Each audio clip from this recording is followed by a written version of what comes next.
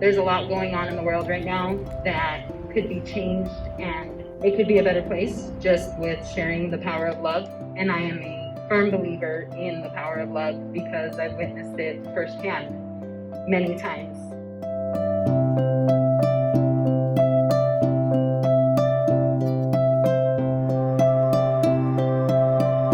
Now, I haven't been keeping score, but it seems like for much of 2020, love has been getting its butt kicked, with many choosing politics over people, with COVID-19 creating fears of serious illness, death, financial collapse, fear of the future, fear of what's going to happen today, and will we ever return to life as we knew it, a normal way of living.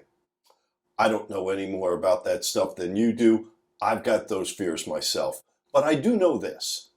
Choosing hope, gratitude, and love feel better than all those other things. And it feels better to me knowing that there's a group of Arizonans, led by some powerful women that I know, who are doing something about it. They're fighting back, and they're doing it with love and words in a book called Love Meets Life. Stories of love showing up in unexpected ways. The idea started at the height of the pandemic. Everything was starting to shut down. And I was just so tired of the division that was going on in the world, the hate, and then on top of it, like a pandemic. So if I was feeling down and depressed, and I'm a pretty happy-go-lucky person, pretty positive, pretty uplifting, what is everybody else feeling? And I decided, maybe it's kind of selfish, but I decided to reach out and ask authors to write about love. I didn't give them any parameters. I just wanted to know what their idea of love was. I'm writing a book and it's called Hamburgers, Hot Dogs, and Hugs. And that's how I met Tara. The stories are so diverse.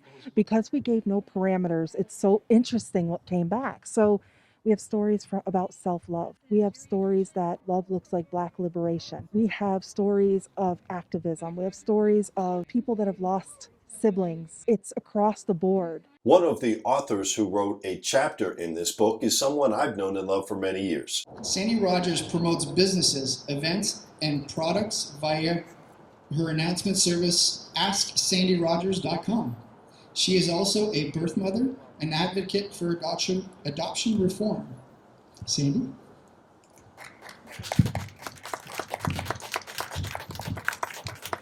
Sandy's got a heart filled with love, and like many of us, she's also had more than her share of heartache. My chapter was written about a situation that happened with me when I was 15, and I got pregnant, living in small town America, and so this chapter is about a short synopsis of what that experience was like for me. I became the statistic that everybody talked about. The shame, the blame, the betrayal that I had from family, from friends, was something that's taken me a lifetime to get through and get over. My son was born, and my decision to give him up for adoption was a very manipulated decision that my parents chose for me. The choice that they gave me was that if I kept this baby, it was going to be raised as my son, or as my brother or my sister, not as my child.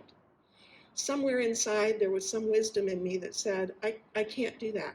So I gave my only child up for adoption.